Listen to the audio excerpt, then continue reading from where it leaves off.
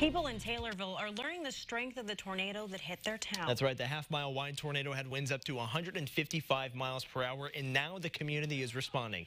Stephen Bourne, Central Illinois District Disaster Coordinator, joins us now to talk about this. Good morning, Stephen. Good morning, Aaron. Good morning, Alex. Good morning. Thanks for being here. So tell us exactly all about the tornado and what happened. So on Saturday, 30 tornadoes struck Central Illinois. The most devastating one was in Taylorville, a half-mile wide, 150 miles an hour. It was on the ground for about 11.5 miles. It destroyed or damaged around 406 homes. Wow. So I responded to do an assessment on Sunday at around 6 a.m. So we've seen a lot of the video of that devastation. You know, we've been through town, and we've kind of touched a bit on the efforts to help recover. So what exactly, how could people in Champaign help? So we did a training in September in Champaign at St. John's Lutheran Church, and those members at the church are also responding. Sure. We also have a church at Trinity Lutheran in Urbana, and they're going to be responding. If the community wants to assist, the best thing to do is send money, especially like gift cards to like Target or Walmart. A lot of people will go through their closet and pick out clothing that they don't really wear anymore, or it's out of style, and they'll donate those clothing materials and furniture to the survivors. And that's good, but when you have 60,000 people doing that across the state, it can be overwhelming, and it can also take up valuable resources from volunteers that need to be doing something else to kind of sort through the clothing that's already used. So what I encourage is to send gift cards to Target or Walmart, and then that way survivors that do not own anything anymore can go to those stores and purchase clothes, new clothes that they want. And Stephen, can you talk about why you guys chose Taylorville as your location? Yeah, absolutely.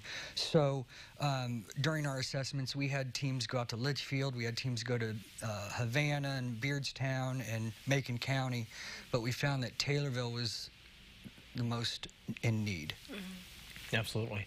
So how important is it to have, you know, volunteers who are trained and prepared for something like this to happen?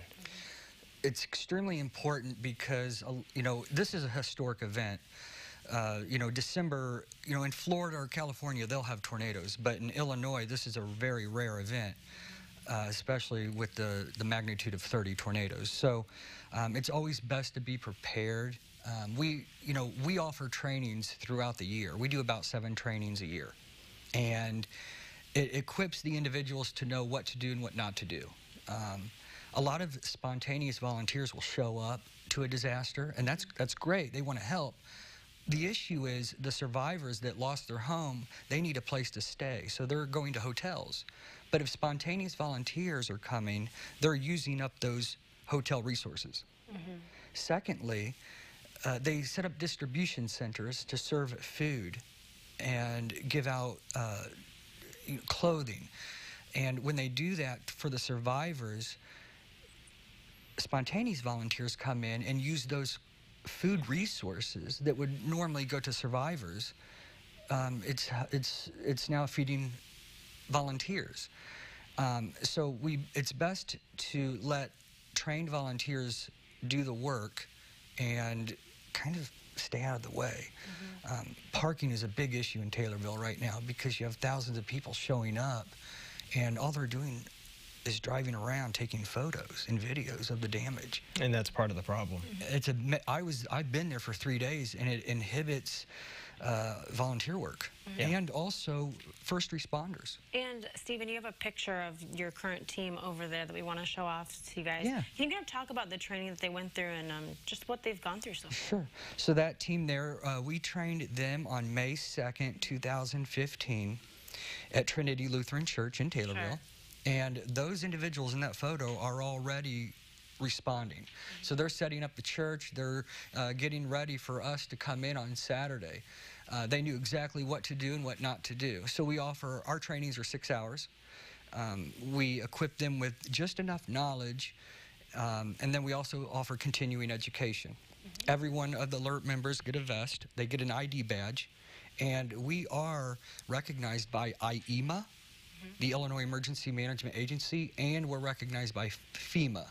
So what that means basically is they've looked at our material and has said, this is good material, and you guys are good. Very good. Well, thank you so much. Yeah, thank for you so being much for coming to talk about this today. Yeah. Very here. important. Appreciate it. Thank you.